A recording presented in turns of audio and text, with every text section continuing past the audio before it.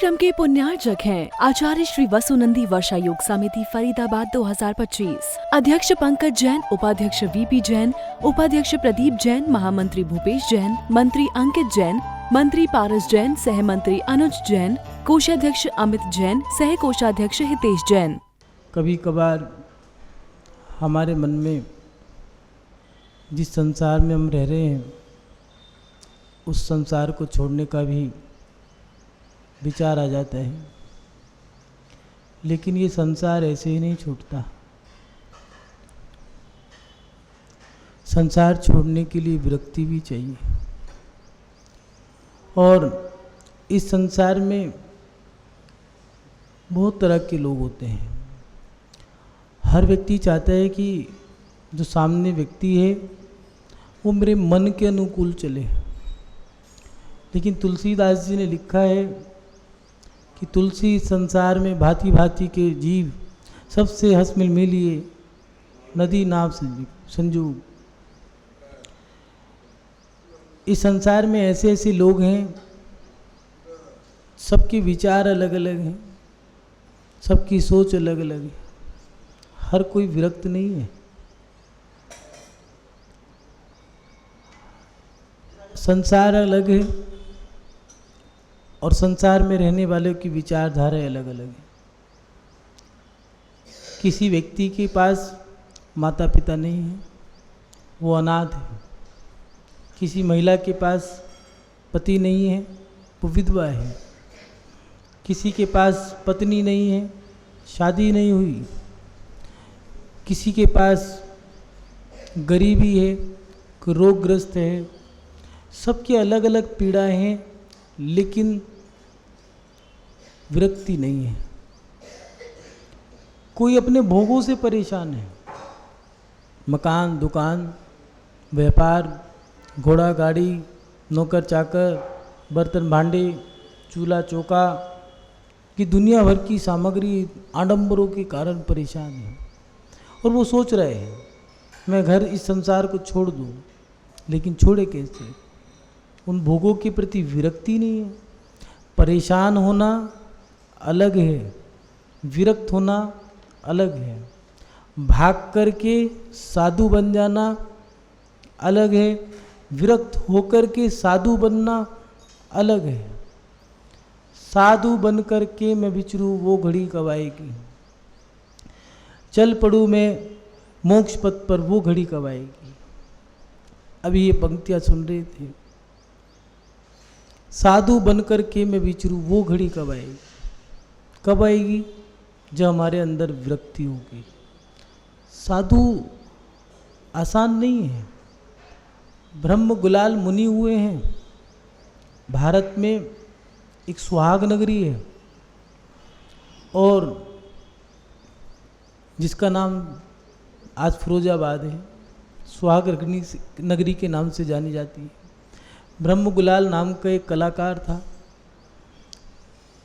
राजा ने, हर बार मेला लगता है, आज भी लगता है वहाँ पर, वो सदियों से लगता आ रहा है, चंद्रवाड़ का मेला। उस मेले में वहाँ के राजा ने उसको बुलाया, कहा कि आपको एक खेल दिखाना है। नाटिका नियुक्त कर दी गई। उसमें किरदार निभाने वाला मुख्य जो पात्र था वो राजा का पुत्र था। ब्रह्म गुलाल की और राजा के पुत्र की बनती नहीं थी। उसने किरदार के लिए अभ्यास किया, दोनों ने मिलकर के अभ्यास किया, लेकिन राजा के बेटे ने कुछ कह दिया। फिर क्या था, किरदार निभाया, समय आ गया। ब्रह्म गुलाल तो बना शेर और राजा का बेटा था। उसने कहा कि मैं इसको चाबुक मारूंगा। किरदार वही अच्छा होता है जिसमें हुबहू वैसा ही नजर आएगा। ठीक है, उसने उसको चाबुक मारा, हंटर मारा, लगा, खूनम खून हो गया। उसने भी सोच लिया बदला तो लूँगा। उसने राजा के बेटे को पकड़ लिया और उसका जबाड़ा मार के दांत ऐसे मारे कि उसका वो मांस निकाल दिया। बेटा मर गया। राजा कुछ नहीं कर पाया, क्रोध तो बहुत आया, क्या करें, किरदार है, खेल खेल में तो कुछ हो गई। राजा ने कहा ठीक है, अगली बार फिर किरदार होना था, मेला लगना था, नाटक होना था। ब्रह्म गुलाल को बुलाया और कहा कि इस बार दिगंबर मुनि का कोई रोल तुम्हें दिखाना है। ठीक है, अभ्यास कर लिया, सब चीज़ें दिखा दी और जो जो होना था, मुनि की आहारचर्या, मुनि का विहार, मुनि का लुंचन, सब चीज़ें दिखा दी। और जब जाने का समय आया तो राजा ने बस तलवार निकाली और उसका गला काटने ही वाला था, क्योंकि राजा जानता था कि ये जाएगा और मैं उसको मार दूंगा।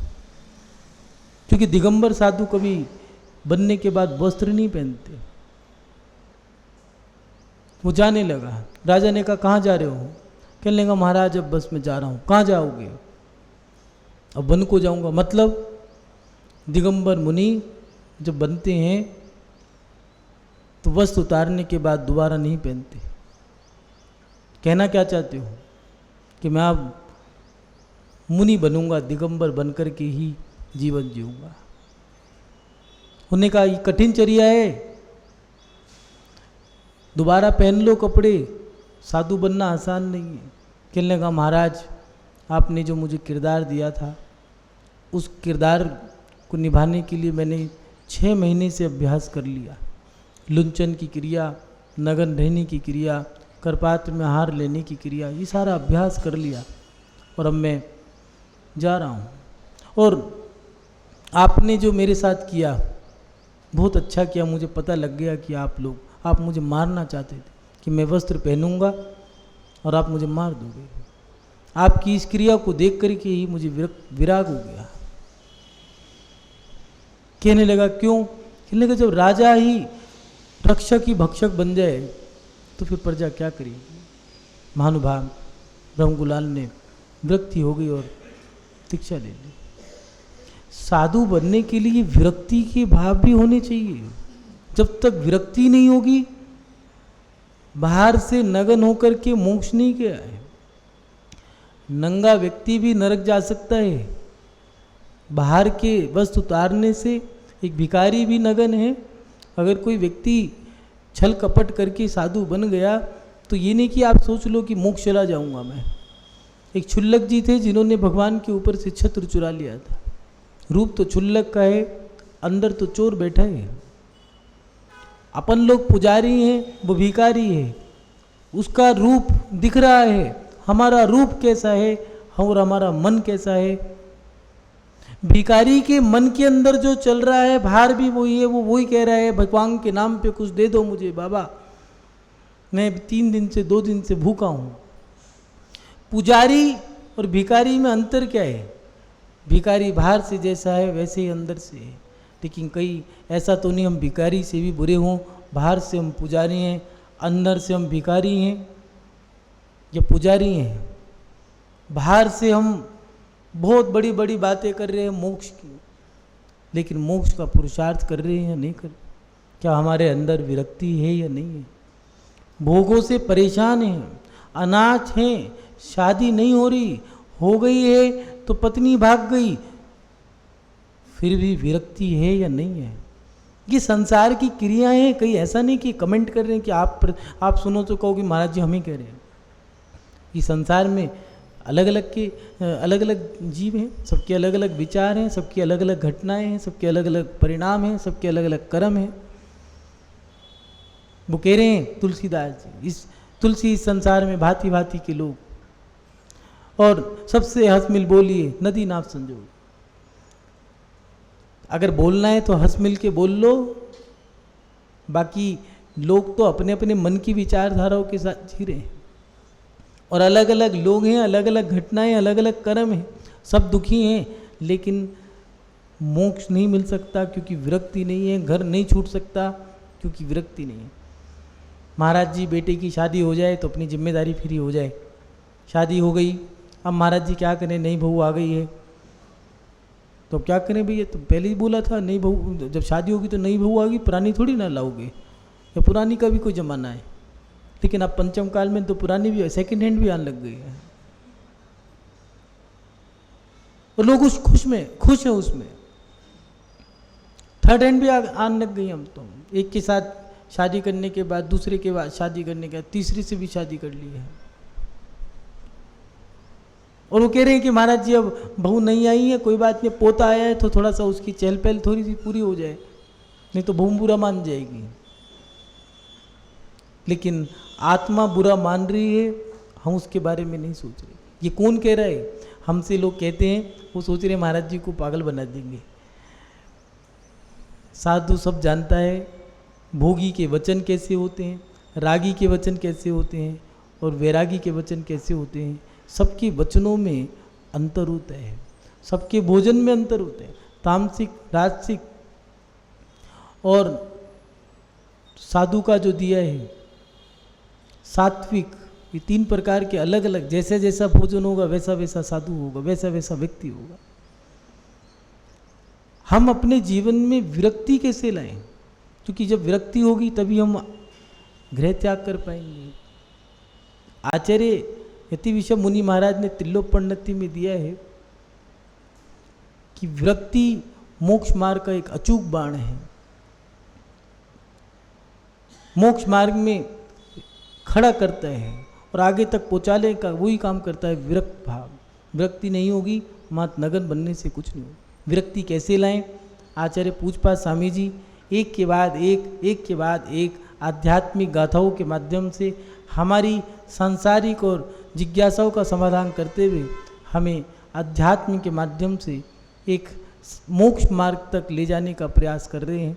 अगर कोई व्यक्ति चाहे कि भैया मैं तो जाऊं ही ना, मैं चलूँ ही ना, या फिर जो बच्चा सो रहा है वो सोच रहा है कि माँ ने कहा जाग जा, उनने करवट बदल ली, इधर से जगाया फिर उधर करवट बदल ली, माँ ने चद्दर खींची तो उनने पैर के और सिर के नीचे दबा ली है, पानी डाला तो मुंह उल्टा कर लिया, माँ ने कहा ठीक है जो तुझे करना हो कर। ऐसे आचार्य तो समझा रहे हैं, मानना ना मानना हमारे हाथ में। पूछिए आचार्य श्री पूजपाद स्वामी जी लिख रहे हैं विरक्ति भाव कैसे पैदा हो उसके बारे में बता रहे हैं। भुक्तो जिता मुहुर्माहान मया सर्वेपि पुद्गला उच्छिष्टेष्वध्य मम विज्ञस्य का स्पृहा।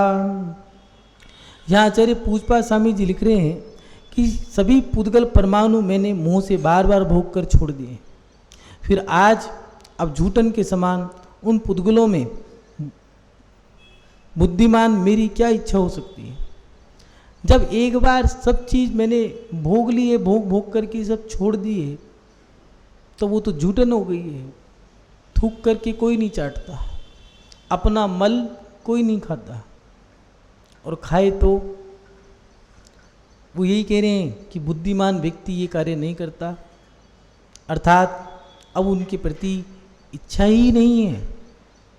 अगर विरक्ति भाव पैदा करने हैं तो ये भाव हमारे अंदर होने चाहिए कि मैंने ये सब भोग करके छोड़ दिया है। 2 युवराज गुरुकुल को चले गए हैं, अध्ययन करने के बाद जब आए हैं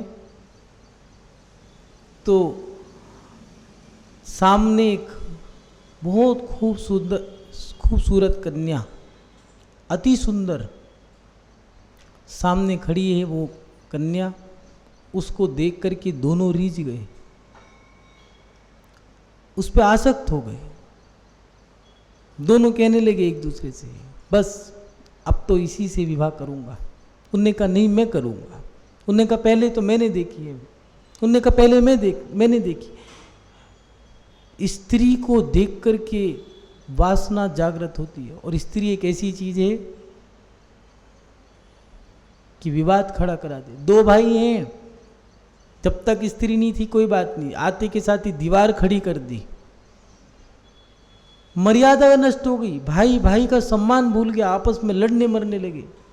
जब मंत्री आया क्या हुआ, लड़ क्यों रहे हो, लज्जा के मारे बता नहीं पा रहे थे, और बताया तो कहने लगे जानते भी हो ये कौन है, ये तो तुम्हारी बहन है?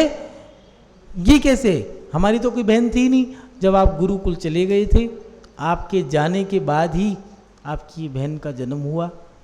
वो सामने आपकी आरती करने के लिए थाली हाथ में लेके खड़ी है, ओहो धिक्कार है ऐसे भोगों को कि जिन भोगों के कारण हम यही भूल गए कि हम अपनी बहन पे ही आसक्त हो गए। घर जा रहे थे, गुरुकुल से लौट के आ रहे थे, महल में प्रवेश ही करना था लेकिन प्रवेश नहीं किया, लौट गए। कहने लगे कि ये भोग हम भोग चुके हैं, धिक्कार है इन भोगों के लिए कि बहन को ही भगनी, बहन को ही पत्नी समझ लिया। ये भोगों के प्रति ये विरक्ति भाव जब तक नहीं आएगा तब तक हमारे अंदर विरक्ति नहीं होगी। वो थे एक राजा दंडक थे, उनकी रानी के साथ देव ने दुष्कर्म कर दिया, रूप बदल करके किसी व्यक्ति ने, और राजा ने देख लिया। मुद्रा नगन मुद्रा थी। राजा अपनी पत्नी के कारण यही भूल गया कि मैं क्या निर्णय ले रहा हूँ और आदेश दे दिया कि जितने दिगंबर साधु हैं उन सबको कोलू में पेल दो, मार दो, खत्म कर दो। 500 मुनियों को कोलू में पेल दिया था उसने। याद रखना, जीवन में 2-3 काम हमने पहले भी बताए थे, जब भी बात आती है तो इसको जरूर बोलते हैं। भीख मांग लेना, लेकिन कभी मंदिर का पैसा मत खाना, धर्म का पैसा मत खाना, चाहे भीख मांग लेना। दूसरी बात, मौन ले लेना, लेकिन कभी देवशास्त्र गुरु की निंदा मत करना। जो कर्म बनते हैं वो कर्म बहुत बुरे होते हैं, और कभी ऐसी स्थिति आ जाए तो साधु की रक्षा जरूर करना, लेकिन उन पे कभी उपसर्ग मत करना। जब प्रथमा नियोग के ग्रंथों को पढ़ोगे तो एक नहीं हजारों उदाहरण आते हैं, सैकड़ों हजारों उदाहरण भरे हैं। वो जो इंद्र था जिसको राजा रावण ने जीत लिया था, वो राजा इंद्र, उसका अपमान जो हुआ था क्षत्रियों में पहला अपमान था, ऐसा अपमान नहीं हुआ कि रावण ने कहा कि तुम्हारी पत्नियां झाड़ू मारे, तुम्हारे जो राजा दरबारी हैं वो पानी डालें, और मेरे यहाँ तक आने के लिए वो जो रेड कारपेट जिसको कहते हो आप, वो बिछाएं, और जो इंद्र है वो मेरे पैर दबाए, और घी कह करके ठाका लगाया। इंद्र के पिता ने उसको, जब रावण ने कहा बंदी बना लो, तो उसके पिता ने कहा इतना बड़ा अपमान कर दिया, अब क्या बंदी बनाएगा। तब जाकर के छोड़ दिया। मुनि महाराज के पास गया, वो कहने लगा ऐसा अपमान क्यों हुआ, विरक्त हो गया, घर त्यागने लगा। लेकिन पूछा कि इतना बड़ा अपमान जो आज तक नहीं हुआ, मर जाता कोई बात नहीं, बंदी बन जाता कोई बात नहीं, लेकिन ऐसा अपमान। तो मुनि महाराज ने कहा कि पूर्व में तुम राजा थे, अपनी रानियों के साथ क्रीड़ा करने गए थे और जल क्रीड़ा कर रहे थे, वहीं पर मुनि महाराज साधना कर रहे थे। तुम रानियों के साथ क्रीड़ा करते हुए इतने मद में थे कि मुनि महाराज को बांध करके उनको पानी में फेंक रहे थे। जो उनके भाई थे वो क्रोधित हो गए, वो रिद्धिधारी थे, और इतने क्रोधित हो गए कि तुम उनकी क्रोध की अग्नि से भस्म हो जाते। लेकिन तुम्हारी पत्नियों ने, रानियों ने क्षमा मांग करके अभेदान दिलवा दिया। उनका अपमान किया, इसीलिए तेरा अपमान हुआ। ये संसार कुएं की आवाज है, जैसा करोगे वैसा लौट के आएगा। अपमान किया है तो अपमान का ही कर्म बंधा है, अपमान नहीं होगा। निंदा करी है तो निंदा होगी। कुष्ठ रोग की निंदा करी तो कुष्ठ रोगी हुआ। इसलिए अपने जीवन में याद रखना, कभी भी ये काम मत करना। एक तो मंदिर का, धर्म का पैसा मत खाना, भीख मांग लेना कोई बात नहीं, और कभी भी देवशास्त्र गुरु की निंदा मत करना, और किसी साधु के ऊपर कभी उपसर्ग मत करना, क्योंकि साधु बहुत समता को धारण करने वाले हैं। इसलिए इन चीज़ों पे ध्यान रखना। वो राजा, दंडक राजा 500 मुनियों को उनने जब कोलू में पिलवा दिया, सारी योनियों में भ्रमण किया। जब राम और सीता दंडक वन में गए, मुनि महाराज को आहार दान दिया, तो वही उल्लू बन करके आया, जटायु जिसका नाम रखा था, वो पक्षी बन के आया। और वो मुनि महाराज को देख के जब उसे जाति स्मरण हो गया और उनके पाद पछाड़ने में चोंच मारी, तो उसका पूरा शरीर सुनहरा हो गया। सीता ने पूछा, ये ऐसा क्यों? इसके प्रति मेरी आसक्ति क्यों बढ़ती जा रही है? मन में अंतरंग से स्नेह बढ़ता जा रहा है। तो मुनि महाराज ने बताया कि यही इस जंगल का, इस वन का और इस नगर का राजा था। इसने मुनियों को उपसर्ग करा था, कोलू में पिलवा दिया था। और ये आज सभी योनियों में भ्रमण करने के बाद इसे जाति स्मरण हो गया है, इसलिए रो रहा है। जानते हो, उस दंडक वन में जमीन जो थी वो बंजर हो गई थी। जिन लोगों ने चारित्र चक्रवर्ती आचार्य श्री शांति सागर जी पे उपसर्ग किया था, उन लोगों का जब हमने 2017 में चतुर्मास किया राजा खेड़ा में, तो हम लोग शुद्धि करने जाते थे। वो कहा करते थे कि महाराज जी, ये उन्हीं लोगों की ज़मीन है जिन्होंने उपसर्ग किया था। मारने के लिए गए थे लाठी लेकर के मुनि महाराज को, 500 लोग थे। उनके घर में भी आहार हुआ जहाँ आचार्य श्री थे। आज भी वो हवेली वालों के नाम से जानते हैं उनको, और वो आज भी कमरा ऐसा का ही ऐसा है। लेकिन जहाँ पर ज़मीन थी, वो कह रहे महाराज जी, ना तो उन 500 लोगों का आता पता है, कहाँ गए कुछ नहीं पता। और कहने लगे आज भी इस 80 बीघा ज़मीन है, वो कहने लगे 80 बीघा ज़मीन का जो टुकड़ा है, कहने लगे यहाँ कुछ भी बीज डाल लो, आग के पत्ते पैदा होते। कहते कांटे निकलते हैं, ना गेहूँ पैदा होता, ना सरसों, ना बाजरा, कहते कुछ भी पैदा नहीं होता। कितनी भी फसल कर लो, वहाँ पर कह रहे महाराज जी कांटे ही उगते हैं। हम देख के आइए, तो जीती जागती हुई बात बता रहे। लेकिन वो जो विरक्ति आई उसके अंदर, वो विरक्ति उसका कल्याण का कारण। तभी मुनि महाराज ने संबोधन दिया और अनुव्रत ग्रहण करे। महानुभाव वही मर के देव बना, और देव बनने के बाद राम की सहायता करी रावण के युद्ध में। हमारे अंदर जब तक ये विरक्ति भाव नहीं होगा, तब तक हम कुछ नहीं कर सकते। मात्र क्रियाओं का ही धर्म रहेगा और कुछ नहीं कर सकते। और क्रियाओं के धर्म में याद रखना, मन मुटाव रहेगा। विरक्ति भाव के साथ जब धर्म करोगे तो आपके अंदर समता होगी, सहने की क्षमता होगी, सहनशीलता होगी, आपके अंदर उपकार परोपकार की भावना होगी, जीव दया की भावना होगी, और सबसे बड़ी बात आपके अंदर समता होगी। आज लोगों में पेशेंस नहीं है, ना धीरज ना धैर्य। कारण विरक्ति नहीं है, क्रियाएं बहुत हैं। अगर एक महिला कुएं में गिरेगी तो सब गिरेंगे, अगर कोई व्यक्ति एक विधान में बैठा है तो सब बैठेंगे, नहीं अगर वो नहीं बैठा तो कोई भी नहीं बैठेंगे। कारण देखा देखी ज़्यादा है, विरक्ति भाव कम है। विरक्ति कितनी है? अगर विरक्ति को बढ़ाना है तो उसके लिए आचार्य भगवान कह रहे हैं, इस चिंतन के माध्यम से अपनी विरक्ति को बढ़ाओ। कैसा चिंतन? कि ये संसार के जितने भी भोग हैं मैं इन सबको भोग जाऊँ। सभी पुद्गल परमाणु मैंने मोह से बार बार भोग कर छोड़ दिए हैं। फिर आज अब झूठन के समान उन पुद्गलों में बुद्धि मेरी क्या इच्छा हो सकती है?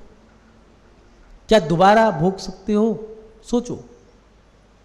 बच्चे मुंह से दूध निकाल देते हैं, क्या माँ उसको वो दूध दोबारा पिला देगी? क्यों? क्यों नहीं? ऐसे ये भोग, इनके प्रति पहले के लोगों की भोगों के प्रति विरक्ति थी। ऐसा नहीं है पैसा नहीं था, सोना जेवर जायदाद सब थी उनके पास, लेकिन आसक्ति नहीं थी। भरत चक्रवर्ती के पास भोग पूरे थे, लेकिन विरक्ति इतनी थी, गृह त्याग करते के साथ ही केवल ज्ञान हो गया। अंतर मुहूर्त में अपनी विरक्ति कितनी है देखें, विचार करें। 80 साल की उम्र में भी विरक्ति बढ़ी है या घटी है? क्रियाओं के माध्यम से विरक्ति बढ़ी है या घटी है? विधान कर रहे हैं, मंदिर कर रहे हैं, यात्राएं कर रहे हैं, विरक्ति बढ़ी है या घटी है? सोचें। अगर घटी है तो सोच लेना सही दिशा में जा रहे हो बिल्कुल, और अगर बढ़ रही है तो सोच लेना आप लोग गलत दिशा में जा रहे हो। ये धर्म आपके लिए अब अपच्य हो गया है। आसक्ति का कारण बन गया है। वो धर्म नहीं है, वो आपकी क्रिया है। आपके अंदर उसके प्रति, उन क्रियाओं के प्रति धर्म की भावना कम, राग द्वेष की भावना ज़्यादा है।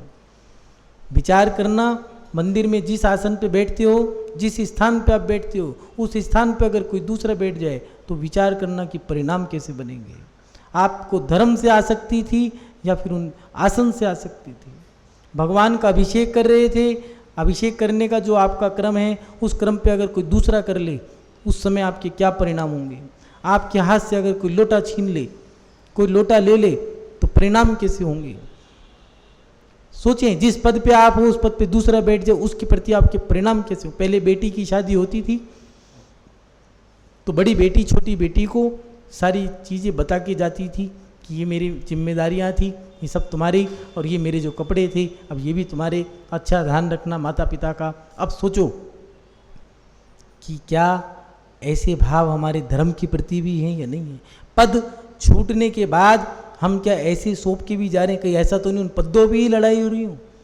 इतना तनाव कि हम परेशान और हमारी पूरी समाज परेशान, धर्म और धर्मात्मा दोनों परेशान हैं। अगर विरक्ति बढ़ानी है तो आचार्यों ने कहा है कि 12 भावनाओं का चिंतन करें। अशुचि भावना, बोधि दुर्लभ भावना, इसका चिंतन करो, इससे विरक्ति बढ़ती है, नियम से विरक्ति बढ़ती है। जब भी वैराग होगा 12 भावनाओं के माध्यम से होगा। दूसरी बात, आजकल लोग स्वाध्याय नहीं करते हैं।